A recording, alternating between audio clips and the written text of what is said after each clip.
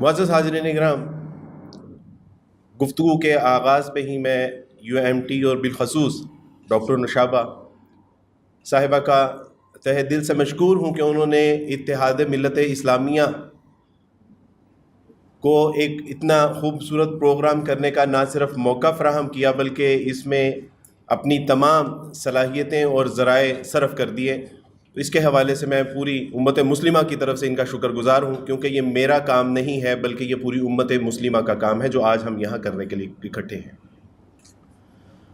واقعہ یہ ہے کہ ہمارے پاس ایک ایسی کتاب ہے کہ جو تمام کتابوں سے اعلیٰ و ارفع ہے. اس کتاب کا جو موضوع ہے ہدایت، وہ تمام ہدایتوں سے اعلیٰ اور ارفع ہے. اس کی جو فلسفی ہے وہ تمام فلسفیوں سے اعلیٰ اور ارفع ہے. اس کے تمام جو مضامین ہیں وہ تمام مضامین سے اعلیٰ اور ارفع ہیں. وہ اس کتاب کا نام قرآن مجید ہے، جس کے بارے میں اللہ سبحانہ و تعالیٰ سے زندہ قرآن کہ لو انزلنا هذا القرآن على جبل لرأيته خاشعا متصدعا من خشية الله وتلك الامثال نضربها للناس لعلهم يتفکرون. اللہ سبحانہ و تعالیٰ ارشاد فرماتے ہیں کہ یہ جو کتاب ہے نا قرآن مجید، کہ جس کو محض تم نے قرآن ایک کتاب سمجھا ہے، جو مجلد ہے، جو صفحات کے اوپر مشتمل ہے، جو پاروں کے اوپر مشتمل ہے، یہ ایک ایسی عظیم المرتبہ کتاب ہے کہ اگر ہم کسی پہاڑ کے اوپر اس کو نازل کرتے تو یہ پہاڑ دبتا پھٹتا ریزہ ریزہ ہو جاتا. اس کتاب کے بارے میں اللہ سبحانہ و تعالیٰ نے اس کی عظمت، اس کی شان و شوکت کے حوالے سے اس کی مثل کوئی کتاب نہیں ہے، بے شمار آیات. لیکن اللہ سبحانہ و تعالیٰ نے اس کتاب میں اگر یہ کہا ہے کہ وَاعْتَصِمُوا بِحَبْلِ اللَّهِ جَمِيعًا وَلَا تَفَرَّقُوا، تو اس کا مطلب ہے کہ اس کا یہ موضوع بھی کوئی عام موضوع نہیں. جب یہ کتاب کہتی ہے کہ اِنَّمَا الْمُؤْمِنُونَ إِخْوَةٌ، تو پھر اس کا مطلب ہے کہ اس کا یہ موضوع بھی کوئی عام موضوع نہیں ہے. جب یہ کہتی ہے کہ زمانوں کے حال دیکھتے ہیں، 6000 سالہ تاریخ ہمارے پاس موجود ہے، اور اس 6000 سالہ تاریخ میں ہم دیکھتے ہیں کہ اللہ سبحانہ و تعالیٰ نے انہی اقوام کو عزت، مقام و مرتبے عطا فرمائے کہ جنہوں نے نہ صرف یہ کہ اپنے ملکوں کی سرحدوں کی حفاظت کی، بلکہ انہوں نے اپنے اندر اتحاد اور اتفاق پیدا کر کے رکھا کہ جس کی وجہ سے اللہ سبحانہ و تعالیٰ نے ان کو ترقی بھی عطا فرمائی اور ان کی حفاظت بھی عطا فرمائی. رسول اللہ صلی اللہ علیہ وسلم کی ایک حدیث ہے، اور حدیث کا مفہوم ہے کہ یہ تمام جو مشرکین ہیں یہ یکجان ہیں. آج انہوں نے تو اس بات کا مظاہرہ کر کے دکھا دیا، انہوں نے تو اس بات کا اتحاد اور اتفاق کا مظاہرہ کر کے دکھا دیا. ہم دیکھتے ہیں کہ جب ایک بدماش ملک ہمارے مسلمانوں کے اوپر تابڑ توڑ حملے کرتا ہے اور ان کی ماں بہنوں بیٹیوں کی عزت لوٹتا ہے، ان کے گھروں کو مسے مار کر دیتا ہے، ان کے نوجوانوں کو شہید کر دیتا ہے، بوڑھوں کو رون دیتا ہے، بچوں کو بے گھر کر دیتا ہے، تو تمام جو مشرکین کے ممالک ہیں وہ کہتے ہیں کہ وی اسٹینڈ ود دا اسرائیل. وہ کہتے ہیں کہ we stand with the Israel. Canada کہتا ہے وی اسٹینڈ ود دا اسرائیل. امریکہ کہتا ہے، یونائٹڈ کنگڈم کہتا ہے، فرانس کہتا ہے کہ وی اسٹینڈ ود دا اسرائیل. لیکن اس وقت ہمیں پتا چلا کہ اللہ سبحانہ و تعالیٰ کا اتنا عظیم المرتب جو کتاب ہے، جو کلام ہے، جو قرآن ہے، وہ کیوں چیخ چیخ کر کہہ رہا ہے کہ وَاعْتَصِمُوا بِحَبْلِ اللَّهِ جَمِيعًا وَلَا تَفَرَّقُوا. اس نے بتا دیا کہ اگر تم ایک جان نہیں ہوگے، یکجا نہیں ہوگے، اتحاد اور اتفاق کی لڑی میں نہیں پڑو گے، تو دشمن تمہارا یہی حال کرتے رہیں گے. وہ 313 تھے، وہ 313 تھے، لیکن ان کی صفوں کے اندر دراڑیں نہیں تھیں، ان کے اندر اتحاد تھا، ان کے اندر اتفاق. اور اللہ سبحانہ و تعالیٰ نے ان 313 کو 950 کے اوپر غالب کر دیا. اور اس کے بعد کیسرا و کسرا کے ساتھ جب لڑتے ہیں تو پتہ چلتا ہے کہ یہ تو عجیب مخلوق کہ جن کے پاس نہ کھانے کے لیے روٹی ہے، نہ پہننے کے لیے جوتے ہیں، نہ ہاتھ میں لڑنے کے لیے اسلحہ ہے، نہ کندھے پہ کمان ہے، نہ ہاتھ میں تلوار ہے، لیکن ڈرتا نہیں ہے موت سے. یہ فاقہ کس ذرا روح محمد اس کے بدن سے نکال دو. عشق رسول پیوست تھا سینے میں کہ جس کی وجہ سے وہ بالکل یہ بیگاروں مددگار بھی تھے، لیکن لڑتے تھے، مرتے تھے، کیونکہ ان کی سرحدوں میں اتحاد تھا، اتفاق تھا.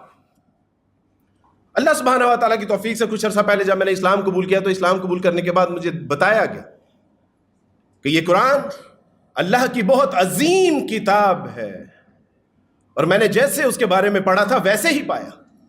رسول اللہ صلی اللہ علیہ وسلم کے بارے میں پڑھا، لَقَدْ كَانَ لَكُمْ فِي رَسُولِ اللَّهِ أُسْوَةٌ حَسَنَةٌ، کہ نبی کریم صلی اللہ علیہ وسلم کی ذات اقدس میں ہمارے لیے بہترین اسوہ رکھ دیا گیا ہے۔ میں نے جیسے پڑھا تھا ویسے ہی پایا۔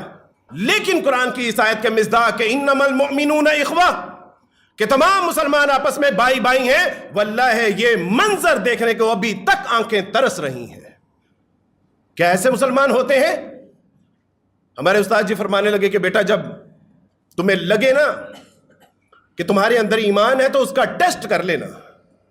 اور میں نے کہا کہ استاد جی ایمان کا بھی ٹیسٹ ہوتا ہے؟ فرمانے لگے کہ ہاں ہوتا ہے، اور ایمان کا ٹیسٹ یہ ہے کہ جب کسی مسلمان کے اوپر وہ تکلیف میں مبتلا ہو اور تم اس کی تکلیف محسوس کر رہے ہو تو سمجھ لینا کہ ابھی اللہ سبحانہ و تعالیٰ نے تمہارے اندر ایمان کی رمق رکھی ہے۔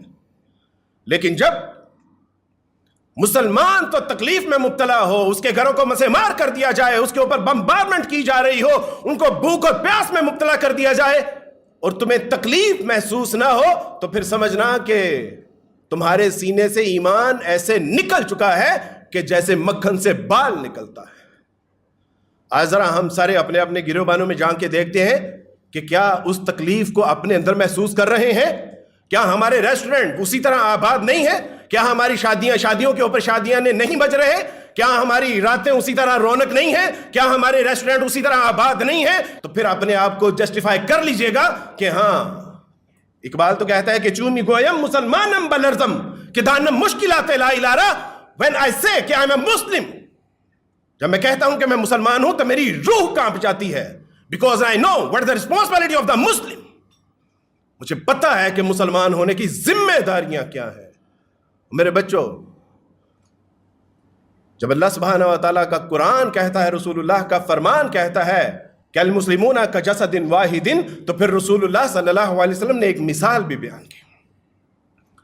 آپ علیہ السلام نے فرمایا کہ جسم کی مثال ایسے ہی ہے کہ جسم کے کسی ایک حصے میں اگر درد ہوتی ہے تو سارا جسم اس تکلیف کو محسوس کرتا ہے۔ اور آج اگر میرے پاؤں میں درد ہے اور میرے قدم چل کے دوا لینے کے لیے نہ جائیں، وہ یہ کہیں کہ واٹس پرابلم ود می، مجھے اس کے ساتھ مسئلہ ہی کیا ہے؟ میرے ہاتھ پیسے دینے میں اور دوا لینے میں اگر معاون نہیں ہوں گے تو میرے پاؤں کی درد ٹھیک نہیں ہوگی۔ اگر میرے منہ اس کو نگلنے میں اور میرا اسٹمک اس کو تمام اطراف پہنچانے میں مدد نہیں کرے گا تو اس کا مطلب ہے کہ میرا جسم نہیں ہے، یہ ایک گوشت کا لوتھڑا ہے۔ لیکن رسول اللہ صلی اللہ علیہ وسلم جو فرمایا وہ اسی لیے فرمایا کہ چبے کانٹا جو کابل میں تو پاکو ہند کا پیرو جوان بیدار ہو جائے، کہ تکلیف اگر کابل میں ہوتی ہے تو ہندوستان میں جوان ہو، بوڑھا ہو، عورت ہو، بچہ ہو، تمام کے تمام اس تکلیف کو محسوس کرتے ہیں۔ لیکن آج وہ امت مسلمہ کہاں ہے؟ وہ فاطمہ کی بیٹیاں کہاں ہیں؟ محمد صلی اللہ علیہ وسلم کے غلام ہونے کا جو دعویٰ کرتے ہیں کہاں ہے وہ؟ ایک بار میں نے ایک جگہ پر کھڑے ہو کے کچھ سامان لے رہا تھا تو میرے پرانے زمانہ عیسائیت کے جاننے والے آئے اور انہوں نے کہا کہ عبدالواز بھائی سنا ہے آپ نے اسلام قبول کر لیا۔ میں نے کہا جی۔ تو کہا کہ کون سا اسلام قبول کیا؟ تو میں نے کہا what are you talking about؟ کون سا اسلام؟ کہا نہیں، آپ دیوبندی ہوئے ہیں، حنفی ہوئے ہیں، شافعی ہوئے ہیں، مالکی ہوئے ہیں، یا اہل تشیع میں سے آپ؟ تو میں نے کہا نہیں، میں نے تو اللہ اور اس کے رسول صلی اللہ علیہ وسلم کا دین قبول کیا ہے، اشہد ان لا الہ الا اللہ و اشہد ان محمد رسول اللہ پڑھا ہے، نہ تو اہل حدیث دیوبندی بریلوی حنفی شافعی مالکی نہیں۔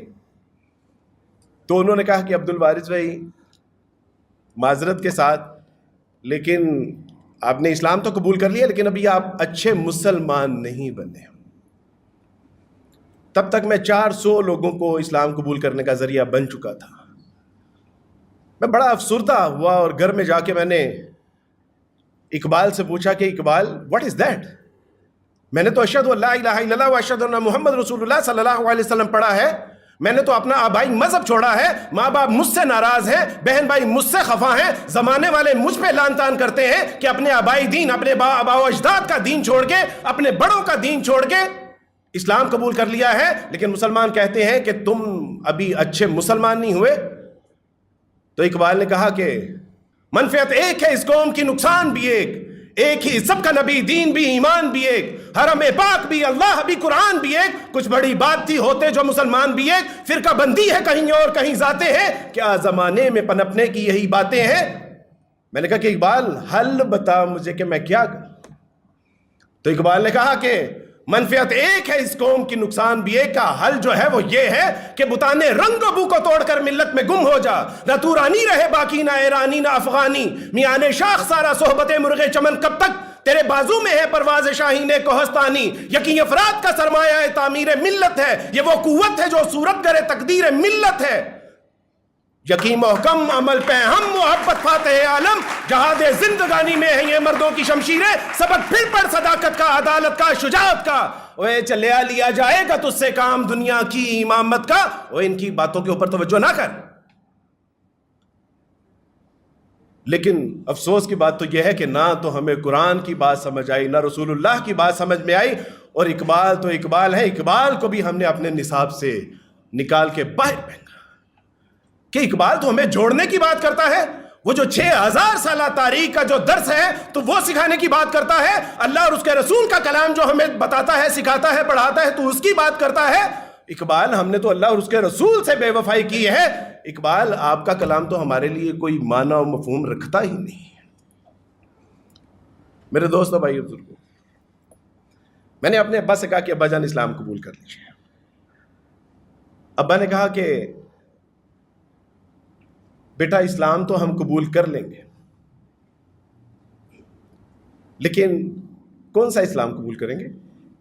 میں نے کہا کہ ابا اسلام ایک ہی ہے، ان دین عند اللہ الاسلام، کہ اللہ کے نزدیک دین تو دین اسلام ہی ہے۔ ابا نے کہا کہ بیٹا یہ اگر دین اسلام ہی ہے اور تم ایک ہی دین کو ماننے والے ہو تو کیوں تمہاری مسجدوں کے باہر لکھا ہوتا ہے یہاں دیوبندیوں کا داخلہ منع ہے، یہاں بریلویوں کا داخلہ منع ہے؟ کیوں لکھا ہوتا ہے کہ یہ مسجد اہل حدیث ہے؟ کیوں لکھا ہوتا ہے کہ یہ مسجد بریلویوں کی ہے؟ کیوں لکھا ہوتا ہے کہ یہ اہل تشیعوں کی مسجد ہے؟ کیوں لکھا ہوتا ہے کہ یہ حنفیوں کی مسجد ہے؟ کہا کہ پتر جا پہلے اپنے مسلمانوں کو جا کے مسلمان کر، اوے ہمیں بعد میں مسلمان کر لیں۔ اور میرے ابا 2021 میں جامعہ اشرفیہ میں رمضان کے دنوں میں میرا بیان تھا اور میں جامعہ اشرفیہ جا رہا تھا تو راستے میں اطلاع ملی کہ آپ کے ابا داغ مفارقت دے گئے، اور آج رات کو جب پوری امت مسلمہ کے لیے ہاتھ اٹھا کے دعا کرتا ہوں تو اپنے ابا کے لیے دعا نہیں کر سکتا۔ کیوں؟ کیونکہ آپ کی فرقہ واریت سے امت مسلمہ کو ہی نقصان نہیں پہنچا، بلکہ میرے ابا بھی بغیر ایمان کے اس دنیا سے رخصت ہو گئے۔ اور میرے دوستوں، بھائیوں، بزرگوں، بہنوں، جیسے علی نے بات کی تھی کہ اس کا مطلب یہ نہیں ہے کہ ہم اتحاد ملت کی لڑی میں اگر پروئے جائیں تو ایک ہی یعنی سارے کے سارے رفائدین کرنا شروع کر دیں گے، تمام کے تمام رفائدین سے ترک کر دیں گے، تمام کے تمام پاؤں جوڑ دیں گے، تمام کے تمام عامل بالجہر کہنا شروع کر دیں۔ اس کا مطلب یہ ہے کہ اپنے دل میں دوسرے کے لیے محبت تو پیدا کرو۔ آج جو یہاں پر موجود نہیں ہیں، جو سبز پگڑیوں والے ہیں، جو پیلا جوتا پہنتے ہیں، جو سفید لباس پہنتے ہیں، آپ کو پتا ہے کہ وہ کس جذبے سے یہ سارا کچھ کرتے ہیں؟ اس جذبے سے کہ رسول اللہ صلی اللہ علیہ وسلم نے کیا ہوگا۔ جب ایک اہل حدیث اپنے بالوں کو ویسے سنوارتا ہے جیسے رسول اللہ سنوارا کرتے تھے، اپنے ٹخنوں کو ننگا کرتا ہے، ہمیں شرم نہیں آتی ان لوگوں کا مذاق اڑاتے ہوئے؟ چاہے وہ بریلوی ہو، دیوبندی ہو، اہل حدیث ہو، حنفی ہو، شافعی ہو، مالکی ہو، وہ اس نیت سے کر رہا ہے کہ اللہ اور اس کے رسول صلی اللہ علیہ وسلم کا طریقہ کار ہے۔ ہاں، اس کو جو فہم تھا، جو اس کا سمجھ تھا، جو اس نے اس سے استنباط کیا، وہ اس کے مطابق عمل کر رہا ہے۔ حشر والے دن اگر اللہ سبحانہ و تعالیٰ نے کہہ دیا کہ شرم نہیں آئی کہ میرے ایک امتی کا مذاق اڑا رہے تھے۔ موسیٰ علیہ السلام کے دور میں ایک شخص تھا جو موسیٰ علیہ السلام کے اوپر طنز کیا کرتا تھا۔ آپ علیہ السلام کا حلیہ جبہ کبہ اپنا کے آپ کو تنگ کیا کرتا تھا۔ اس کا انتقال ہوا، اللہ سبحانہ و تعالیٰ نے سے پوچھا موسیٰ نے کہ اللہ سبحانہ و تعالیٰ اس شخص کا کیا ہوا جو مجھے اذیت پہنچایا کرتا تھا؟ کہا کہ موسیٰ اس کا بڑا اچھا انجام ہوا۔ کہا کہ کیوں اللہ تعالیٰ جی؟ کہا کہ موسیٰ وہ آپ کی طرح عصا پکڑا کرتا تھا، آپ کی طرح جبہ پہنا کرتا تھا، وہ آپ کی طرح بات کیا کرتا تھا، گو کہ آپ پہ تنقید کرتا تھا، لیکن میرے نبی کا طریقہ اختیار کرتا تھا، اس لیے اس کا مقام دوزخ نہیں، اس کا مقام جنت ہے۔ آپ جائیے، کبھی ہماری بہنوں نے کپڑے کی دکان سے کپڑا لیتے ہوئے پوچھا کہ میاں آپ اہل حدیثوں کے دیوبندی ہو؟ کبھی سبزی والے سے پوچھا کہ تم اہل حدیث ہو، دیوبندی، بریلوی، حنفی، شافعی، مالکی ہو؟ کبھی ہم نے گوشت والے سے پوچھا کہ میاں تم شیعہ ہو یا حنفی ہو؟ تمام معاملات میں، تمام شعبہ جات میں، تعلیمی اداروں میں کبھی نہیں پوچھا. لیکن جب مسجد کی بات آتی ہے، جب واعظ و نصیحت کی بات آتی ہے، جب اتحاد کی بات آتی ہے، جب اتحاد ملت، اتحاد امت کی بات آتی ہے، تو اس وقت ہمارے کان کھڑے ہو جاتے ہیں کہ آج تو فلسطین میں شیعہ اور سنی لڑ رہے ہیں، لہٰذا آپ جو ہے وہ وڈرا کر دیتے ہیں اور ناسبی ہونے کا دعویٰ کرتے ہیں اگر ان کے لیے کوئی آواز اٹھائی جاتی ہے. ڈون کارلیون جس کو دنیا گاڈ فادر کے نام سے جانتی ہے، کہ بچپن میں اس کے والد جو کہ گینگسٹر تھے، اس کا انتقال مرڈر ہو گیا، یہ بے یار و مددگار ہو گئے. اس کی والدہ گھروں میں کام کر کے اس کا پیٹ پالتی رہی، لیکن اس نے ٹھان لی کہ اس اپنے باپ کا بدلہ لے گا. اس نے اپنا چھوٹا سا گینگ بنایا، اس کو تمام جو گینگ تھے چھوٹے چھوٹے ان کے ساتھ ایفلیشن کرنے کے بعد جب اس کو کامیابی اور کامرانی ملی تو اس نے بہت بڑی آرگنائزیشن کی بنیاد رکھی جس کو دنیا میں انڈر ورلڈ کے نام سے جانا جاتا ہے. اس انڈر ورلڈ کی بنیاد رکھنے کے بعد نہ صرف اس نے یہ کہ اپنے باپ کا بدلہ لیا، بلکہ اس نے ایک ایسی آرگنائزیشن وضع کی کہ جب اس کو مرڈر کرنے کے لیے کوئی فرد چاہیے ہوتا تھا امریکہ میں، تو اس کے لوگوں کو امریکہ جانے کی ضرورت نہیں ہوتی تھی. جب اس کو پاکستان میں کوئی کام کرنے کی ضرورت پڑتی تھی، پاک و ہند میں، تو وہاں سے نہیں، بلکہ اس کا نیٹ ورک اتنا وسیع اور سٹرونگ تھا کہ جہاں جہاں لوگ تھے اس کے نیٹ ورک میں، وہ وہیں پہ رہ کے اس کا کام کرتے تھے. جو لوگ مر جاتے ان کی بیوی اور بچوں کی کفالت کرتا، یہ عدالتوں کو پالتا تھا، تھانوں کو پالتا تھا. اس نے اپنی اسلحہ سازی کے لیے لیب تیار کی، غلط 2 نمبر ڈاکومنٹس بنانے کے لیے لیب اور لیبارٹریز تیار کی. اور جب پوری دنیا میں اس کا ڈنکا بجنا شروع ہو گیا تو تب ڈون کارلیون نے ایک جملہ کہا تھا جو ہم ایک اللہ کو ماننے والوں کے عموم کے اوپر زناٹے دار چماٹ ہے جس کی گونج آج تک میں سن رہا ہوں. ڈون کارلیون نے کہا تھا کہ میں شیطان کی دنیا کا ایک فرد ہو کے تمام شیطانی دنیا کے لوگوں کو اگر یکجا کر سکتا ہوں، متحد اور متفق کر سکتا ہوں، تو پھر ایک اللہ، ایک رسول اللہ اور ایک کتاب اللہ کو ماننے والے ایک کیوں نہیں ہو سکتے. یہ وہ چماٹ تھا. اور ہم نے دیکھا کہ اللہ سبحانہ و تعالیٰ نے جن لوگوں کو اتحاد اور اتفاق کی توفیق عطا فرمائی وہ ہمارے سلف میں سے تھے، صحابہ کرام تھے. اور اقبال ان کا جو نقشہ کھینچا ہے وہ یہ ہے کہ بس رہے تھے یہیں سلجوق بھی، تورانی بھی، اہل چین میں، ایران میں ساسانی بھی، اس دنیا میں یہودی بھی تھے، نصرانی بھی، اسی معمورے میں آباد تھے یونانی بھی. پر تیرے نام پہ تلوار اٹھائی کس نے؟ بات جو بگڑی ہوئی تھی وہ بنائی کس نے؟ دیا زانے کبھی یورپ کے کلیساؤں میں، کبھی افریقہ کے تپتے ہوئے صحراؤں میں، شان آنکھوں میں نجستی تھی جہاں داروں کی، کلمہ پڑھتے تھے ہم چھاؤں میں تلواروں کی. تجھ سے برہم ہوا کوئی تو بگڑ جاتے تھے، تے کیا چیز ہے ہم توپ سے بھی لڑ جاتے تھے. نقش توحید کا ہر دل پہ بٹھایا ہم نے، زیر خنجر بھی یہ پیغام سنایا ہم نے. تو ہی کہہ دے کہ اکھاڑا درے خیبر کس نے، چیر کے رکھ دیے کفار کے لشکر کس نے. دشت و دشت ہے دریا بھی نہ چھوڑے ہم نے، بحر ظلمات میں دوڑا دیے گھوڑے ہم نے. لیکن کب؟ اس وقت کہ جب ہم مسلمان بن جائیں گے، اتحاد اور اتفاق کی لڑی میں پروئے جائیں گے، ایک دوسرے کے دلوں کی دھڑکن اور ایک دوسرے کے لیے ڈھارس بن جائیں گے، ایک دوسرے کا سہارا بن جائیں گے، تو وہ دن دور نہیں ہے جب قرآن مجید کی آیت ہمارے اوپر بھی صادق آئے گی، وَلَا تَهِنُوا وَلَا تَحْزَنُوا وَأَنْتُمُ الْأَعْلَوْنَ إِن كُنتُم مُؤْمِنِينَ وَآخِرُ دَعْوَانَا أَنِ الْحَمْدُ لِلَّهِ رَبِّ الْعَالَمِينَ.